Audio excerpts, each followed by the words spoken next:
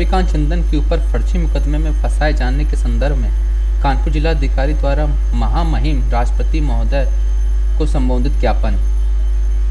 सामाजिक संगठनों का संयुक्त मंच ने लखनऊ विश्वविद्यालय के प्रोफेसर रविकांत चंदन जी के ऊपर बागेश्वर धाम के धीरेन्द्र गौर द्वारा मुआ 0383/25 धारा 353 2BNS 2023 थाना बमिठा छतरपुर मध्य प्रदेश में फर्जी झूठे मुकदमे में फंसाए जाने के विरोध में प्रदर्शन कर महामहिम राष्ट्रपति महोदया को संबोधित जिलाधिकारी कानपुर नगर को ज्ञापन दिया गया।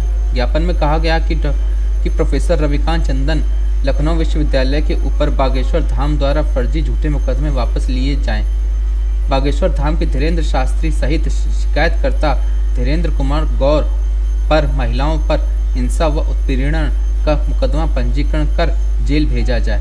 इस दौरान रामपाल कोरी, पंकज कोरी, प्रतिभा अटलपाल, उषा रानी कोरी, डॉक्टर सत्येंद्र कमल, विवेक पाल, चमन खन्ना, सर्वेश बौद्ध, सतीश कमल, श्यामू कोरी, अजय कमल, धर्मेंद्र कमल, शिव कुमार शक्यवार सहित सैकड़ों लोग शामिल हुए। कानपुर समाचार संवाददाता विशाल शर्मा की खास रिपोर्ट।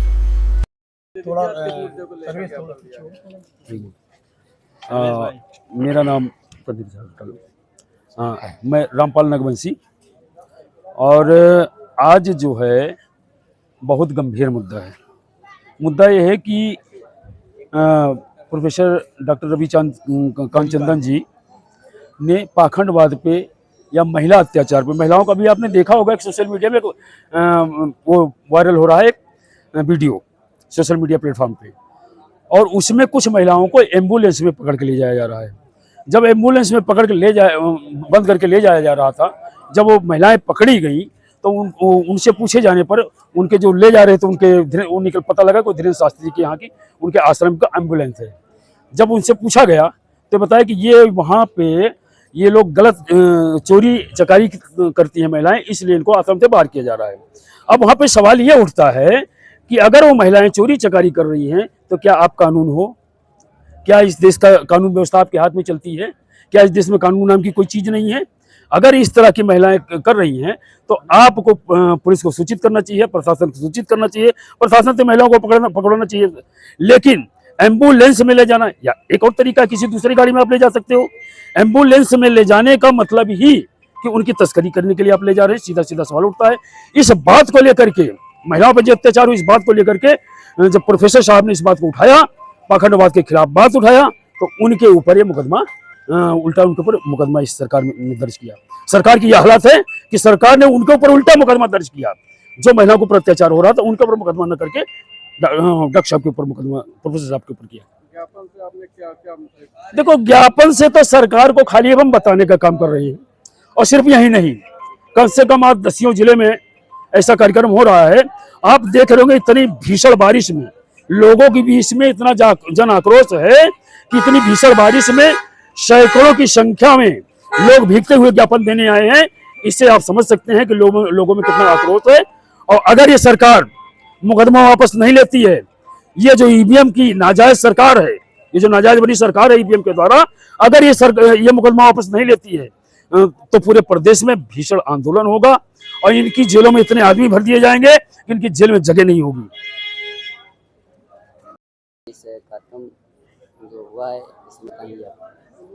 मेरा नाम विवेक पाल है और मैं ऑल इंडिया बैकवर्ड फेडरेशन का जिला अध्यक्ष हूँ।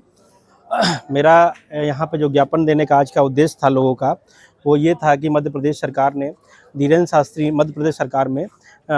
शास्त्री ने एक झूठा मुकदमा हमारे प्रोफेसर रविकांत चंदन जी के ऊपर लगाया गया है। और धीरेन्द्र शास्त्री के जो उनका आश्रम है, वहाँ से एक वैन में, एक एम्बुलेंस में कई महिलाएं निकली। जब पकड़ी गई तो उसमें पता चला कि ये धीरेन्द्र शास्त्री के आश्रम से आई हैं। तो जब उसके बारे में रविकांत चंदन जी ने रखी कि ये हो सकता है कि इस आश्रम में कुछ गलत चीज़ें हो रही हैं, और उन्होंने इसका खंडन किया। इस बात पे लेके बागेश्वर धाम ने उनके ऊपर झूठा FIR करा दिया।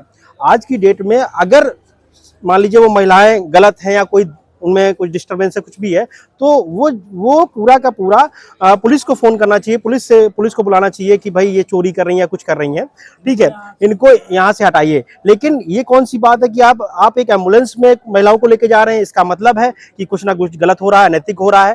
तो मेरी मांग है मध्य प्रदेश सरकार से कि वहां पे पहली बात तो प्रोफेसर साहब के ऊपर लगा हुआ झूठा मुकदमा वापस लें। दूसरी बात, बागेश्वर धाम का जो आश्रम है उसकी चेकिंग होनी चाहिए और उसका पूर्णता एक ये होना चाहिए कि कुछ क्या गलत हो रहा है, क्या सही हो रहा है, इन सब चीजों की पूरी जांच होनी चाहिए। तीसरी सबसे बड़ी बात है कि ये किसी धर्म को या किसी उसको वो नहीं करता है कि आहित करता है, ये सिर्फ और सिर्फ एक मानवता की बात है। बहुत से बाबाओं ने बहुत से आश्रम खोल रखे हैं, उन आश्रमों में हमारे आम आदमी की जमीनें हैं जिनको वो कब्जा कर लेते हैं आश्रम के तहत। उसमें हमारे ग्राम समाज की जमीनें, लोगों की जमीनें, कुछ लोग तो बेचारे भोले वाले होते हैं तो उसके दायरे में वो जमीनें अपनी दे देते हैं। अब बताइए 500 बीघा 1000 बीघा आश्रम बने हुए हैं, अगर इन्हीं में स्कूल बने हो, अस्पताल बने हो तो आम जनमानस के लिए कितना लाभदायक होगा। आज की डेट में आदमी को रोजगार क्या कहते हैं आपका इलाज नहीं मिल रहा है, बच्चों को शिक्षा नहीं मिल रही है, लेकिन बाबाओं के आश्रम बनाने के लिए इतनी जमीनें मिल जाती हैं। स्कूल अगर आज की डेट में कोई आम आदमी भी चाहे कि हम थोड़ी सी जमीन सरकार के थ्रू हमें मिल जाए जिससे हम कोई अस्पताल या स्कूल खोल दे तो वो नहीं प्राप्त होती, लेकिन इन लोगों को आसानी से प्राप्त हो जाती है।